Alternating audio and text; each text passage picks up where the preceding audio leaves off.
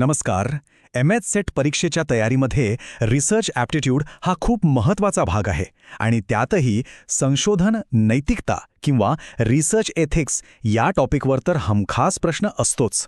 आज आपण याच महत्त्वाच्या संकल्पना एकदम सोप्या आणि स्पष्ट भाषेत समजून घेणार आहोत, जेणेकरून परीक्षेमध्ये आपले गुण नक्कीच वाढतील.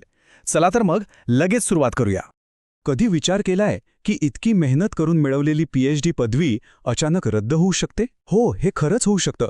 आणि यामागचं सगळ्यात मोठं कारण म्हणजे संशोधनातलं अनैतिक वर्तन. जर रिसर्च एथिक्स पाळले नाहीत तर त्याचे परिणाम खूप गंभीर असू शकतात. म्हणूनच हा विषय फक्त परीक्षेसाठी नाही तर एक संशोधक म्हणूनही समजून घेणं खूप गरजेचं आहे.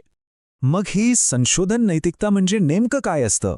अगदी सोप्या भाषेत सांगायचं झालं तर हे काही नियम आहेत, काही नैतिक तत्त्व आहेत, जे आपल्याला सांगतात की रिसर्च करताना काय करणं योग्य आहे आणि काय करणं पूर्णपणे अयोग्य.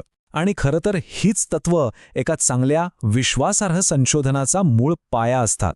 आणि हे काही फक्त पुस्तकातले नियम नाहीत. आपल्या भारतात युनिव्हर्सिटी ग्रांट्स कमिशन म्हणजेच UGCने सगळ्या विद्यापीठांमध्ये रिसर्च एथिक्स पाळणं कंपल्सरी केलेलं आहे. याचा अर्थ काय? तर या नियमांना कोणताही पर्याय नाही. संशोधनाच्या प्रत्येक स्टेजवर हे नियम पाळावेच लागतात. चला, आता आपण या नैतिकतेच्या काही बेसिक प्रिन्सिपल्सकडे वळूया. प्रत्येक नैतिक संशोधन हे काही मूलभूत तत्वांवरच उभं असतं, जी आपल्याला योग्य दिशा दाखवतात. इथे स्क्रीनवर काही मुख्य तत्त्व दिलेली आहेत. यातली 2-3 तर खूपच महत्त्वाची आहेत. पहिला म्हणजे प्रामाणिकपणा, म्हणजे आपला डेटा, आपले निकाल सगळं काही प्रामाणिकपणे सादर करणं. दुसरं महत्त्वाचं तत्त्व आहे वस्तुनिष्ठता, म्हणजे रिसर्च करताना कोणताही वैयक्तिक बायस किंवा पक्षपात न करणं. आणि हो, सचोटी आणि काळजीपूर्वकता ही सुद्धा तितकीच महत्त्वाची आहेत. आता आपण बघूया की संशोधनामध्ये कोणत्या गोष्टींना गैरवर्तन किंवा मिसकंडक्ट मानलं जातं. परीक्षेमध्ये या भागावर अनेकदा प्रश्न विचारले जातात, त्यामुळे इकडे जरा विशेष लक्ष द्या. आता हे लक्षात ठेवायला सोपं जावं म्हणून आपण या गैरप्रकारांना संशोधनातली 3 प्रमुख पापं असं म्हणू शकतो. ती कोणती? तर फॅब्रिकेशन, फॉल्सिफिकेशन आणि प्लेजरिझम म्हणजेच वाङ्मय चौर्य. चला, आता एक एक करून हे काय आहे ते समजून घेऊया. आता बघा, फॅब्रिकेशन आणि फॉल्सिफिकेशन या 2 शब्दांमध्ये खूप जण गोंधळतात आणि परीक्षेसाठी हा फरक समजून घेणं खूप महत्त्वाचं आहे.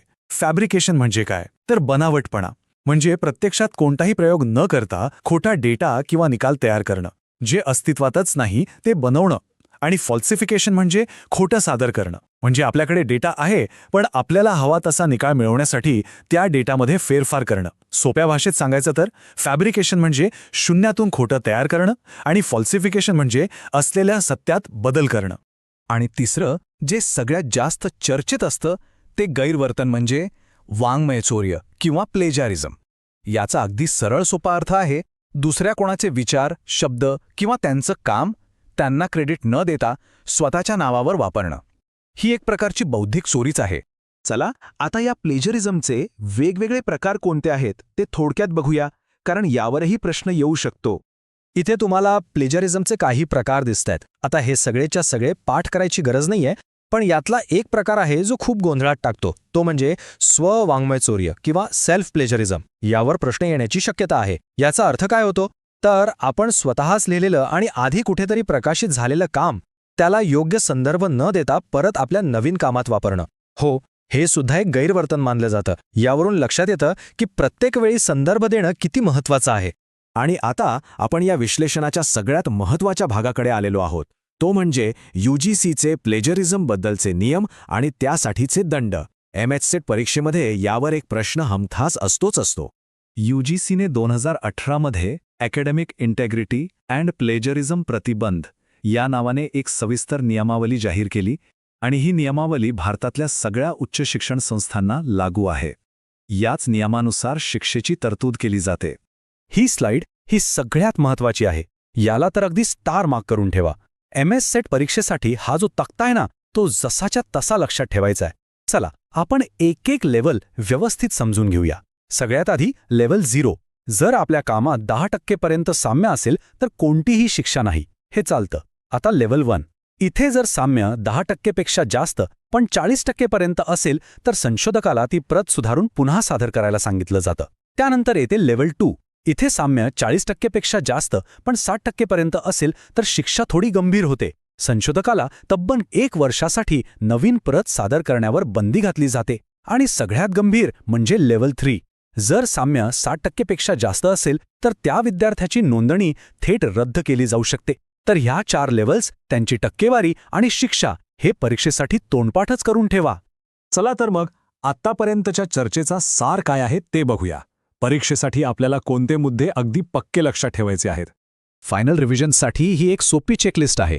पॉइंट नंबर 1, गैरवर्तनाचे ते 3 प्रकार आठवताय? फॅब्रिकेशन, फॉल्सिफिकेशन आणि प्लेजरिझम. हे डोक्यात पक्क बसवायचं. पॉइंट नंबर 2, फॅब्रिकेशन आणि फॉल्सिफिकेशन यातला जो बारीक फरक आहे ना, तो नीट समजून घ्या. आणि तिसरा, सगळ्यात महत्त्वाचा पॉइंट, UGCचे ते प्लेजरिझम लेव्हल्स 0 ते 3, त्यांची टक्केवारी आणि शिक्षा, हे सगळं पाठच पाहिजे. बस एवढं केलं ना की या टॉपिकवरचा एकही मार्क जाणार नाही. आणि जाता जाता एक विचार करायला लावणारा प्रश्न, संशोधनामध्ये खरं तर काय महत्त्वाचं आहे? फक्त नियम पाळणं की त्यामागची नैतिकता जपणं? कारण नियम तर शिक्षेच्या भीतीने पाळले जातात, पण खरी नैतिकता ही संशोधकाला आतून प्रेरणा देते. यावर नक्की विचार करा.